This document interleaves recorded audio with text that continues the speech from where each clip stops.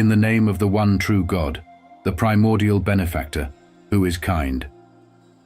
Glorious is he who at night carried his servant from the sacred sanctuary to the more distant sanctuary, the surroundings of which we made prosperous, in order to demonstrate to him some evidential signs of us.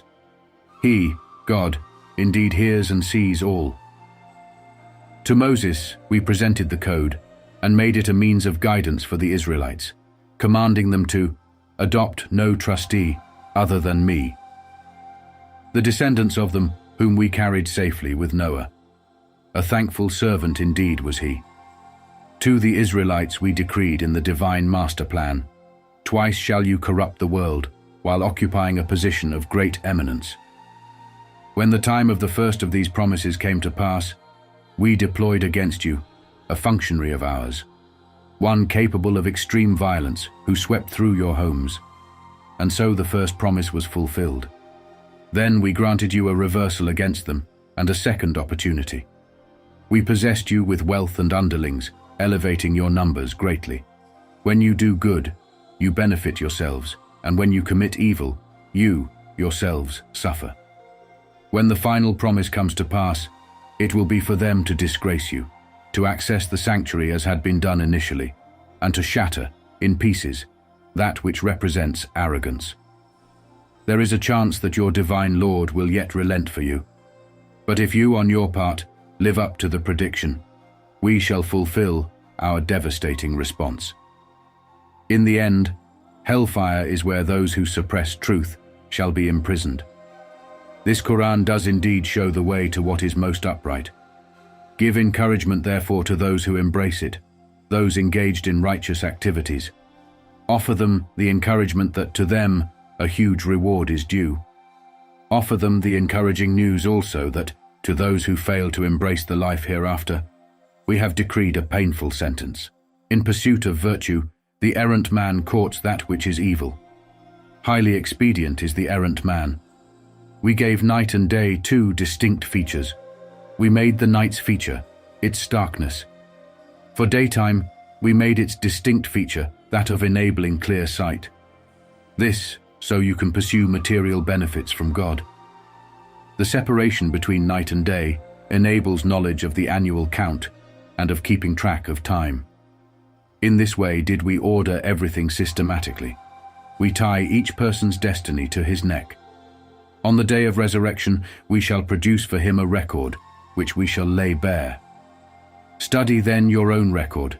This day you, yourself, is enough of a reckoner against yourself. Whoever finds the way, do so to his own benefit. Whoever strays, does so at his own cost. None shall be burdened with the weight of another. We issue no sentence until we have commissioned a messenger. When we decide to bring down a city, we start by sending an ultimatum to its indulgent elite. Only when they ignore it is the decree executed. We then visit complete destruction on it. So many nations were there which we wiped out after Noah. Your divine Lord is sufficiently able to monitor and be appraised of the transgressions of his functionaries. For him, in pursuit of personal expediency, we shall deliver personal expediency. We shall do this in whatever way we choose, for whomever we choose. Then we shall bring about a fiery torment, which he shall experience, humiliated and abandoned. He who pursues the life hereafter, and who exerts every effort towards it, while embracing truth, such a person shall find his efforts well rewarded. To both of these, those in pursuit of this world and in pursuit of the afterlife, do we extend the generosity of your divine Lord. After all, the generosity of your divine Lord is not restricted. Look around and see how we elevated the one over the other. For those pursuing the life hereafter, there is greater status and greater preference. Adopt not alongside the one true God another object of religious devotion, for this shall render you disgraced and forsaken. Your divine Lord ordained your religious devotion to him alone and courtesy to the two parents. If it happens that one or both of them reach a frail age in your lifetime, do not address them disrespectfully, nor rebuff them. Instead, address them in honorable terms. Cherish your two parents with humility and kindness, praying, "My dear divine Lord, treat them kindly, the way they nursed me when I was small." Your divine Lord knows best what your personal motives are. If you do indeed embody uprightness, do know that he always redeems those who turn to him in penitence. Do right by close family members and by a person in need, and by a stranded person, rather than indulging in extravagant squandering. Those who squander extravagantly belong to a satanic fraternity, and Satan is highly averse to his divine Lord. But should you break with non-embracing close family and parents, opting instead to seek and hopefully find your divine Lord's grace, then still maintain courtesy with them. Refrain from being too tight-fisted or too open-handed, ending up ridden with guilt and yourself being destitute. Your divine Lord does ease and restrict material benefits to whomever he decides, and he remains fully attentive and appraised of his functionaries. Do not kill your young, fearing financial ruin. We shall sustain them and you. Killing them is an abomination. Do not even contemplate illicit sex, for it brings moral decay and harmful outcomes. Nor take life, which was made sacrosanct by God, unless it be with due cause. To the guardian of him who is slain unjustly, do we grant the final say over retribution. However, let him not become excessive in the taking of life, for he enjoys the upper hand. Make no designs on the property of defenseless children unless it is to enhance it, until they come of age. Honor promises, for you are accountable for them. Be honest when measuring, using properly calibrated instruments. That represents excellence and delivers the best of outcomes. Engage not in blind following. It is on hearing, seeing, and thinking, each, that you shall have to give account of. Do not tread the earth with arrogance. You shall never be able to tread through it, nor will you ever grow as tall as the mountains. These are all seen as detestable flaws by your divine Lord. They form part of the wisdom which your divine Lord imparts to you. Adopt not alongside the one true God another object of religious devotion, resulting in you being thrown in hell, guilty and abandoned. Did your divine Lord choose for you sons, while taking for himself females, from the ranks of the angels? Grave is that which you utter. We offer clear explanations in this Qur'an in order to educate, but it adds only more aversion to them. Tell them, had there been gods in addition to him, they would certainly also desire a pathway to the holder of the seat of cosmic power. Far beyond their utterances is he, grand and elevated. The seven heavens, the earth, and everything within them celebrate his glory. Nothing exists without it celebrating his glory, even though you fathom not their glorification. He remains the lenient and forgiving one. When you recite the Qur'an, we create an invisible barrier between you and those who have disregard for the life hereafter. In their minds, we brought about a barrier that prevents them from grasping the Qur'an, and in their ears there is a deafness. When you mention in the Qur'an recital that your divine Lord is but one, they angrily turn their backs on you. We know what they listen out for when they listen to you. We know also when they gossip and the wicked claim, "You are following none but a demented man." Look at the comparisons they draw for you, and you will see that they are lost and unable to find a way out. Then they ask, "Shall we then, after turning to bones and dust, be resurrected as a new creature?" Tell them, "Yes, be you stones or iron, or a form you deem even more impossible." Then will they ask, "Who will restore us?" Respond, "He who created you in the first place."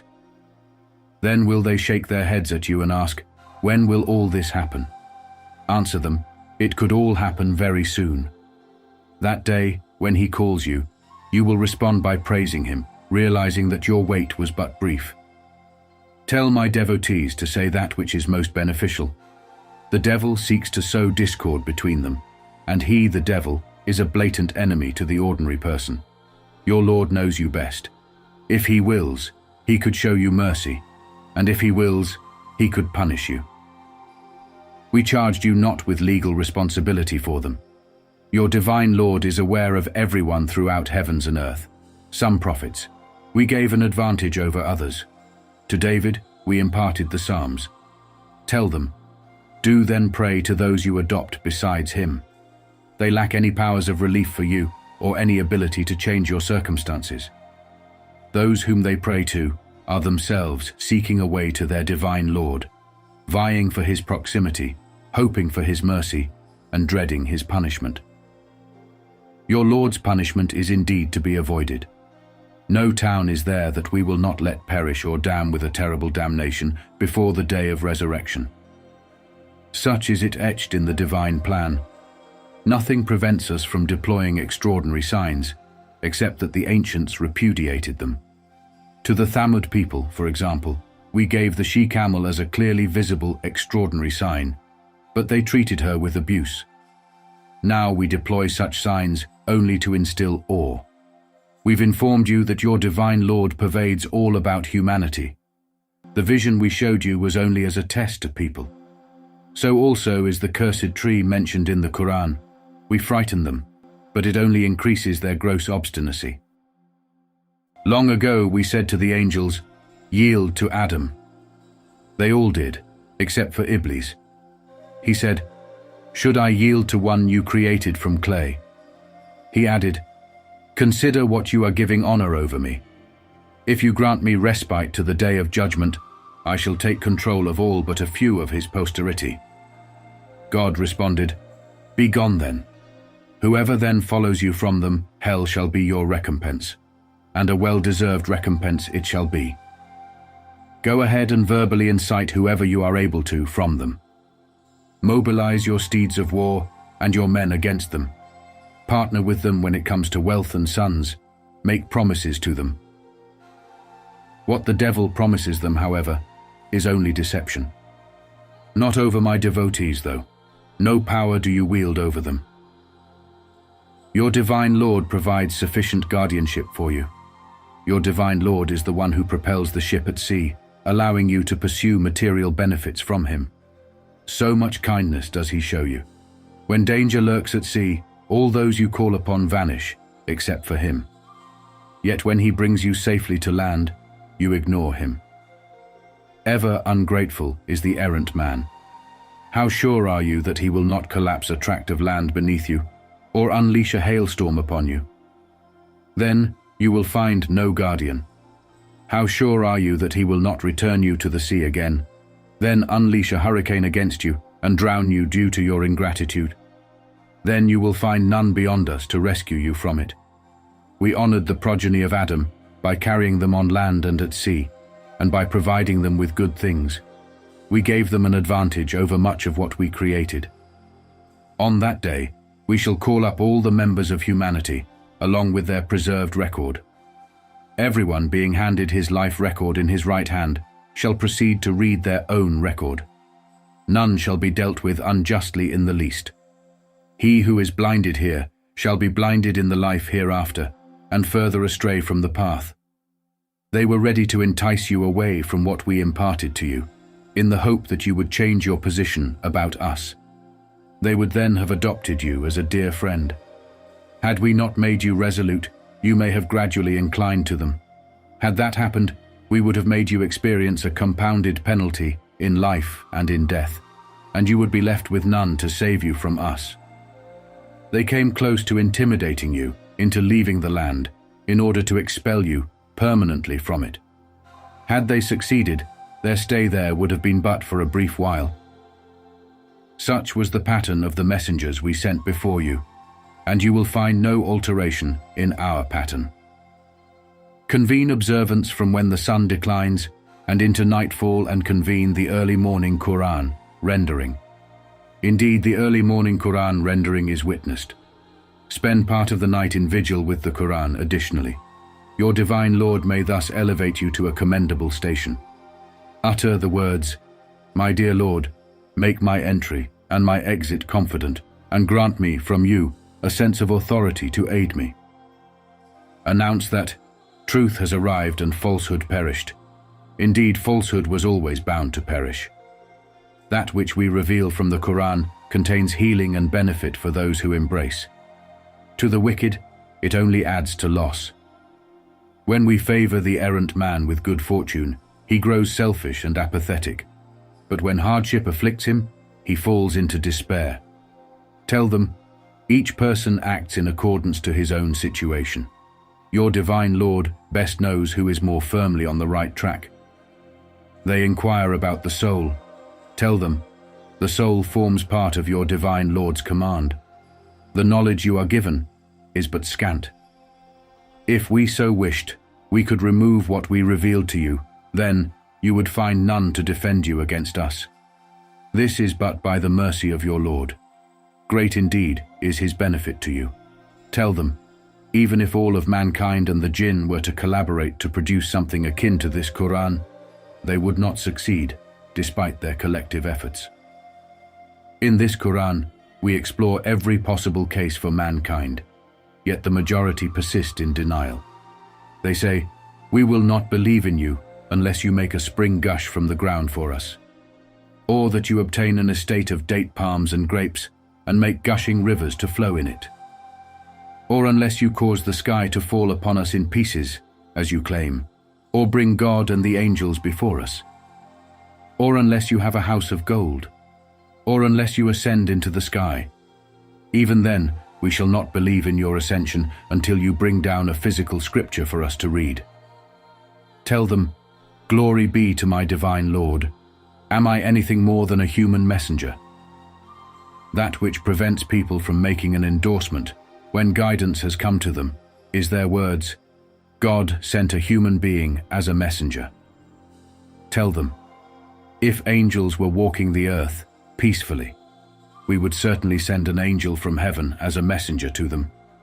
Tell them, God is enough of a witness between me and you. He is indeed fully attentive and appraised of his servants. Whomever God guides is guided, and whomever he lets stray, you will find no helpers for him other than God.